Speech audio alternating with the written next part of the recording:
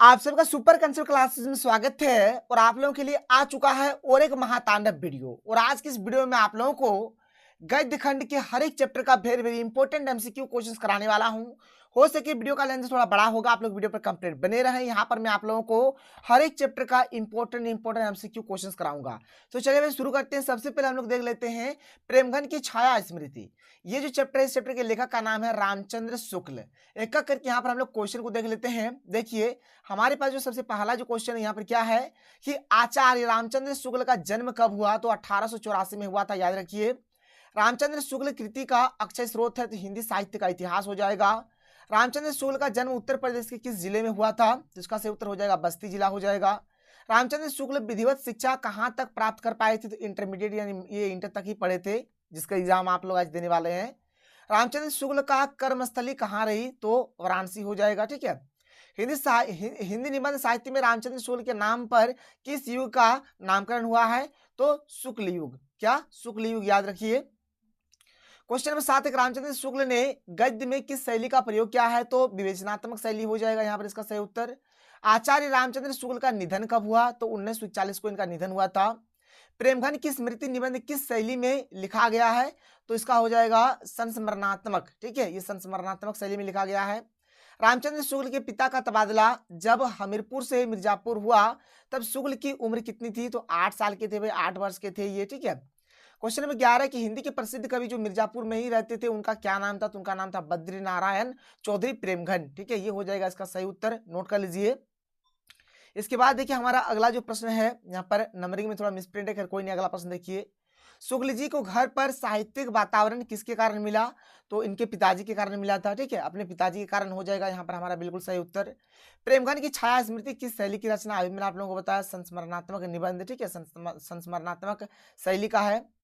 बस्ती के उर्दू भाषी लोगों ने लेखक की मंडली का क्या नाम रखा था, तो निस्संदेह। ठीक है, निस्संदेह इन लोगों का नाम रखा था। आचार्य शुक्ल के सहपाठी निम्नलिखित में से कौन थे, तो इसका सही उत्तर हो जाएगा ऑप्शन नंबर 4 भारतेंदु हरिश्चंद्र। ठीक है, भारतेंदु हरिश्चंद्र इसका सही उत्तर हो जाएगा। क्वेश्चन नंबर 7 है कि निम्नलिखित में से किस प्रेस की पुस्तकें लेखक के घर आती थी, तो ये हो जाएगा भारत जीवन। ठीक है, भारत जीवन इसका सही उत्तर हो जाएगा।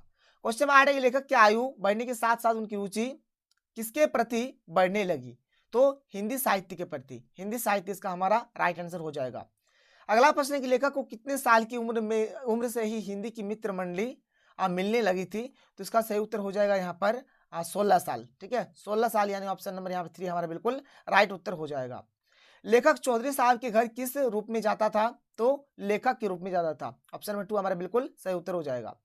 क्वेश्चन नंबर 11 है कि निम्नलिखित में से कौन सी पुस्तक लेखक के पिताजी रात के समय रोचक ढंग से पढ़ते थे, तो इसका सही उत्तर हो जाएगा रामचरितमानस और रामचंद्रिका। ऑप्शन नंबर 2 हमारा बिल्कुल राइट उत्तर हो जाएगा।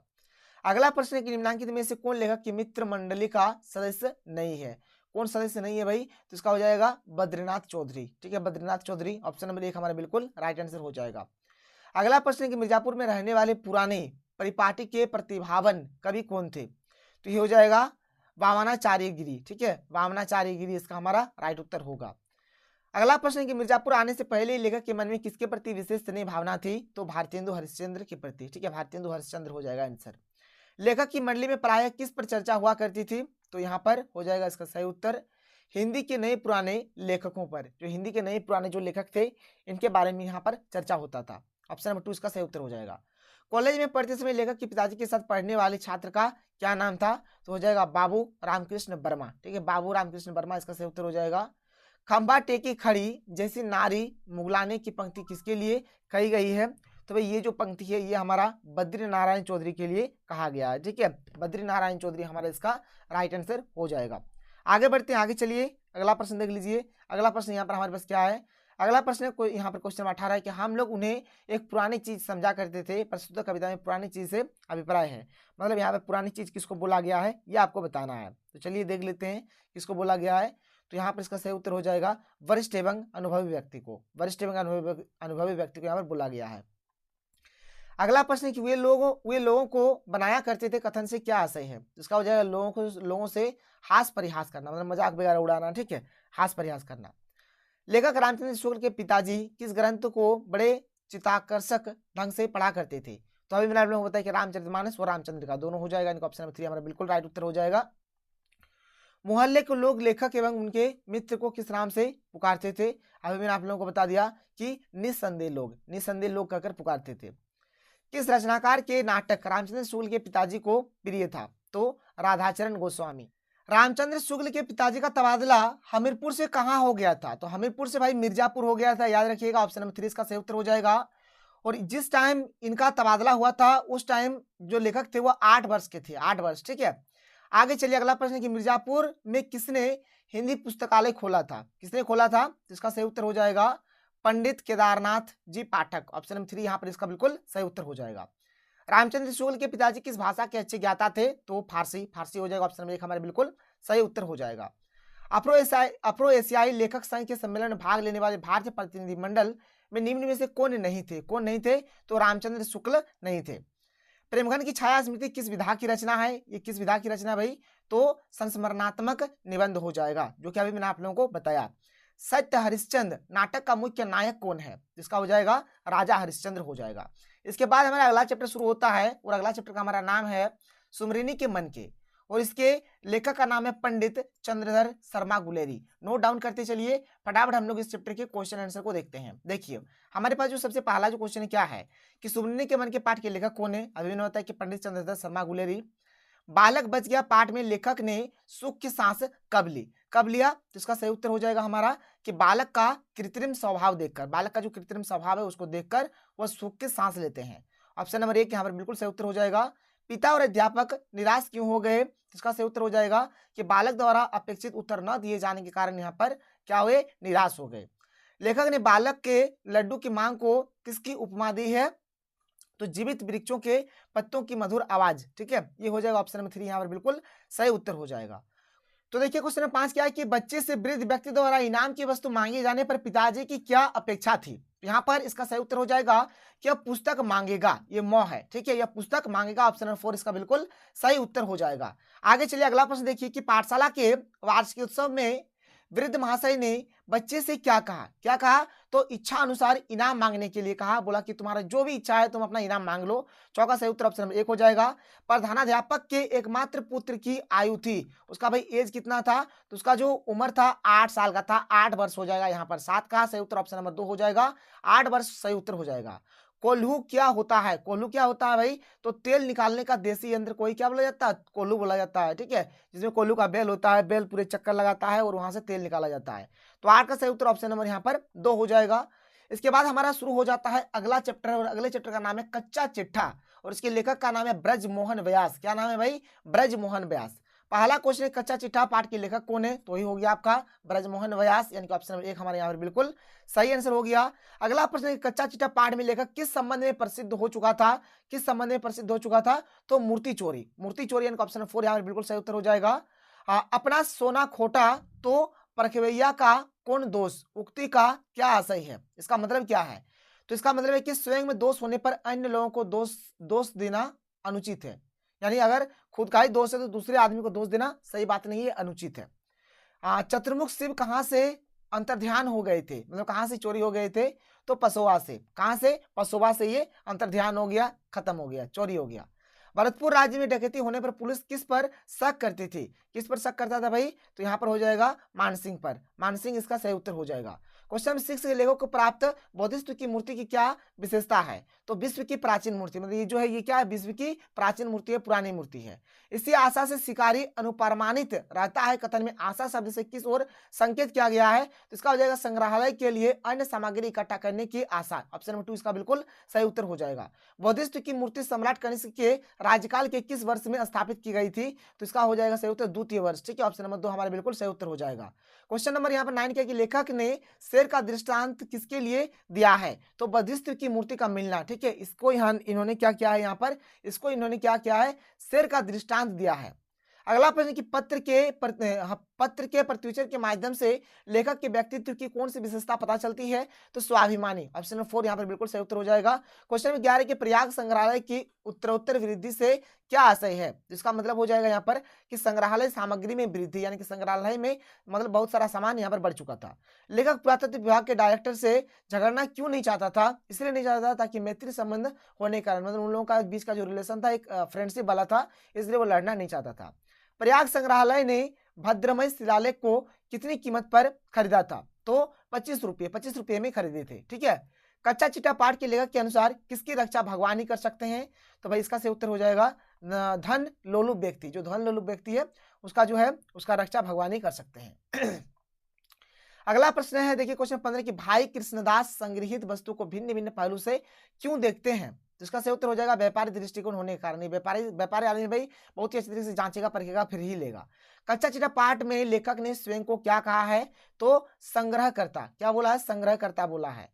इसके बाद देखिए हमारा फिर से अगला चैप्टर शुरू हो जाता है सनबदिया। ठीक है, और इस चैप्टर के लेखक का नाम है फणीश्वरनाथ रेणु। बहुत ही अच्छा चैप्टर है, मैंने आप लोगों को सब्जेक्टिव करा दिया है। अब ऑब्जेक्टिव को हम लोग यहाँ पर फटाफट देख लेते हैं। चलिए भाई देख लीजिए।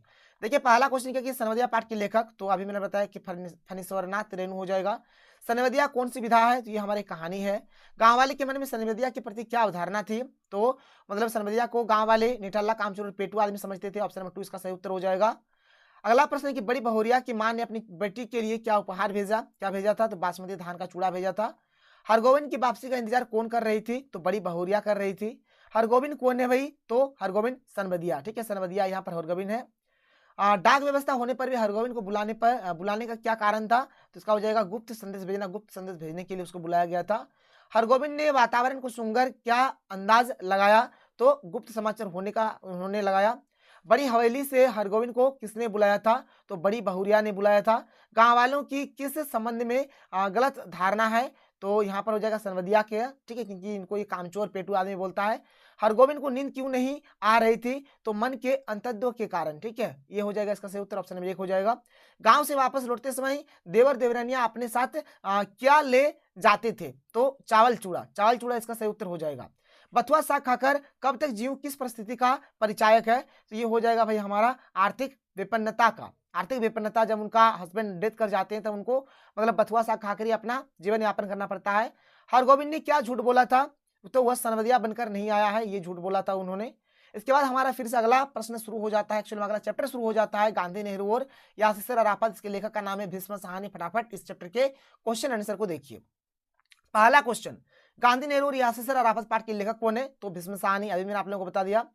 गांधी जी और कुटिया में रहने वाले व्यक्ति के बीच बातचीत किस भाषा में होती थी? तो गुजराती भाषा में। गांधी जी का प्रतिदिन क्या नियम था? तो यहाँ पर ये क्वेश्चन में हो जाएगा दिल के मरीजों की सेवा करना, प्रातः काल सैर पर जाना, कुटिया में रहने वाले लोगों की मदद करना। ठीक है, और ठीक है यहाँ पर ये जो क्वेश्चन 3 है इसका हमारा सही उत्तर हो जाएगा ऑप्शन नंबर 4 हो जाएगा। ऑप्शन नंबर 4 यानी कि इनमें से सभी हमारा इसका बिल्कुल राइट आंसर हो जाएगा। आप लोग नोट कर लीजिए। इसके बाद जो अगला प्रश्न है देख लीजिए क्वेश्चन 4 के, व्यक्ति से मिलना पादरी जो गिरजाघर में किसके घुस आने पर अंदेशा होता है? तो हो जाएगा जानवर का। ऑप्शन नंबर 1 हमारा बिल्कुल सही उत्तर हो जाएगा। बाजीगर के गिरजाघर में चुपके से घुसने का क्या कारण है? तो बाजीगर की गरीबी। ठीक है, बाजीगर की गरीबी हो जाएगा। कुटिया में रहने वाला व्यक्ति किस बीमारी से पीड़ित था? तो वह टीबी बीमारी से पीड़ित था। 6 का सही उत्तर ऑप्शन नंबर 2 हो जाएगा टीबी।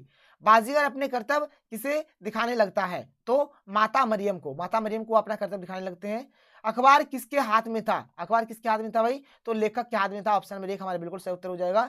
लेखक बिन मांगे नेहरू जी को अखबार क्यों नहीं देना चाहता था? इसलिए ताकि वार्तालाप करने की इच्छा से, मतलब वह उनसे बातचीत करना चाहता था, इसलिए वो अखबार मतलब नहीं देना चाहते थे, मतलब बिना मांगे नेहरू जी को। टांगे लरजने का क्या आशय है? इसका हो जाएगा डर से पैर कांपना। डर से पैर कांपना माने होता है टांगे लरजने। ठीक है, इसका मतलब ये होता है। इसके बाद अगला प्रश्न क्वेश्चन क्या है कि लेखक के पानी पानी होने का क्या कारण था? तो इसका सही उत्तर हो जाएगा नेहरू जी का अखबार मांगने का तरीका जो था, इससे वो लेखक पानी पानी हो जाता है।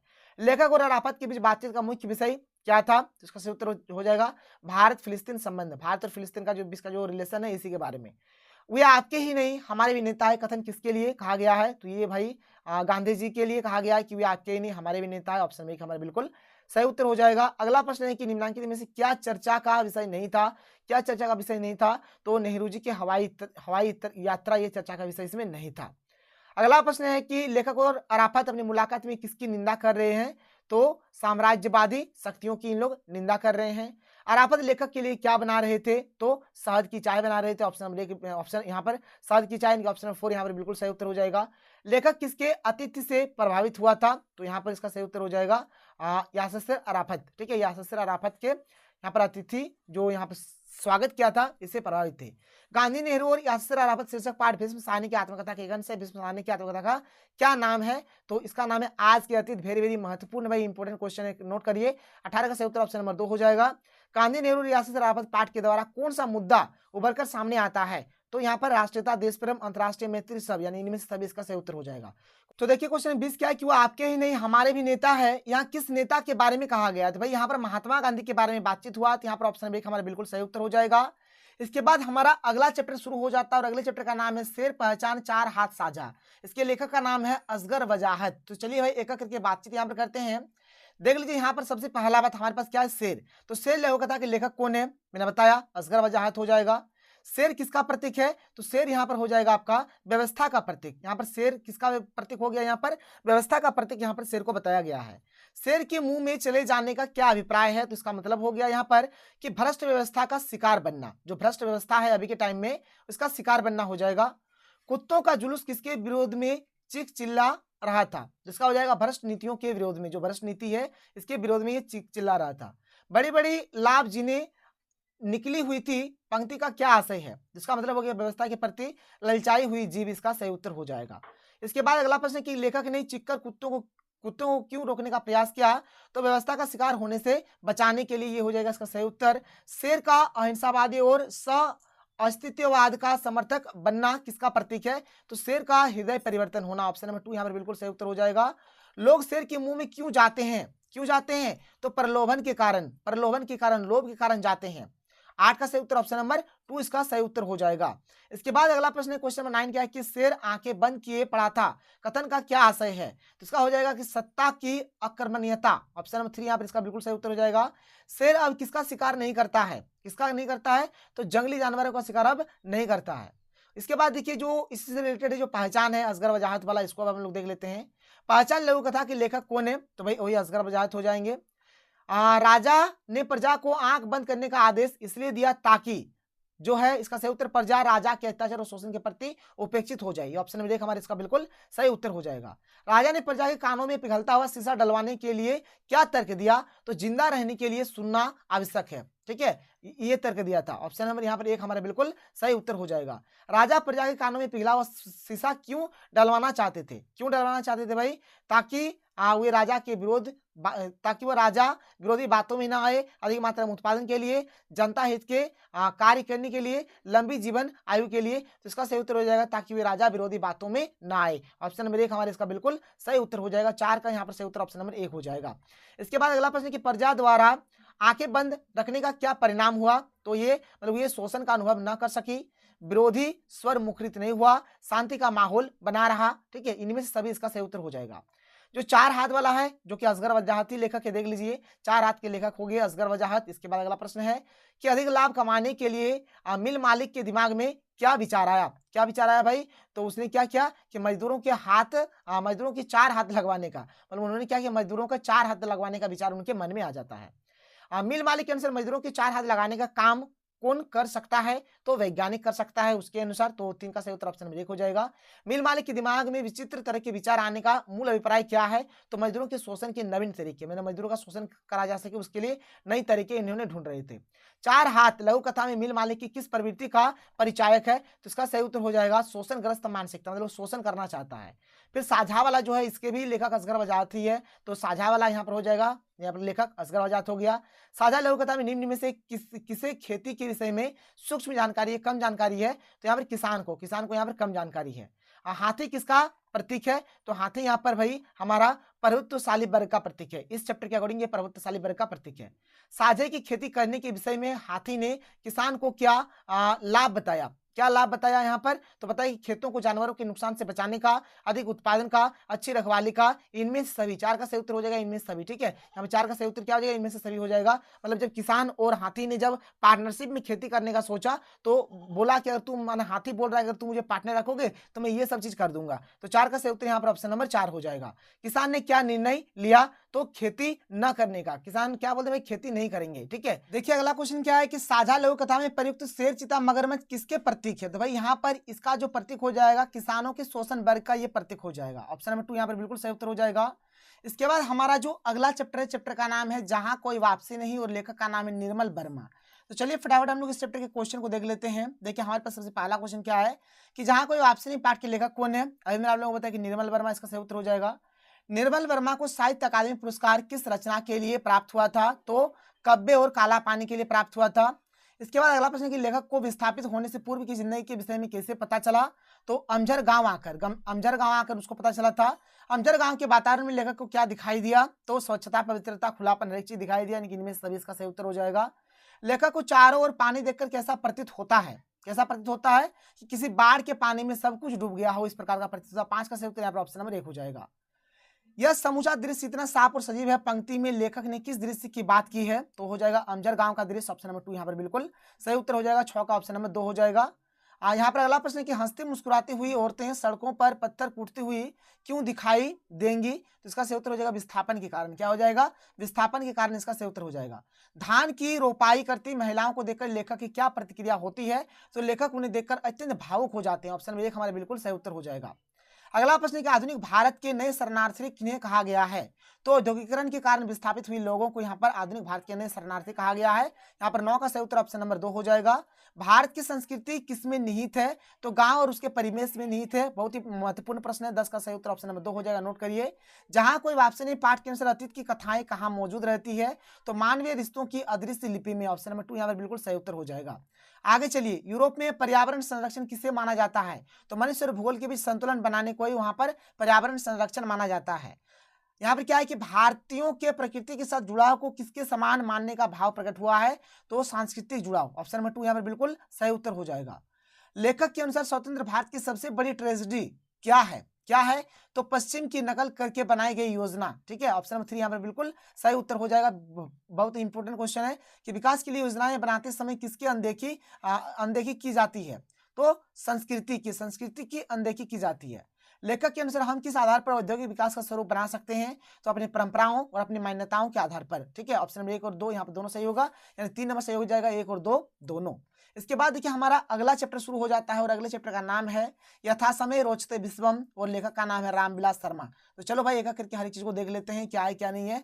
तो पहला बात, लेखक का नाम मैंने आप लोगों को बता दिया, रामविलास शर्मा हो गया। ठीक है, कला को जीवन की नकल किसने समझा था? तो यहाँ पर यूनानी विद्वान हो जाएगा। यथासमय रोचते विश्वम पाठ के अनुसार नकल की नकल कहाँ नहीं की जाती है? तो ट्रेजेडी के मामला यहाँ पर सही उत्तर हो जाएगा। लेखक ने कवि की दृष्टि को कैसा माना है? तो यहाँ पर माना है स्वदेश्यपूर्ण। ठीक है, स्वदेश्यपूर्ण इसका सही उत्तर हो जाएगा, ऑप्शन नंबर 2 इसका सही उत्तर हो जाएगा।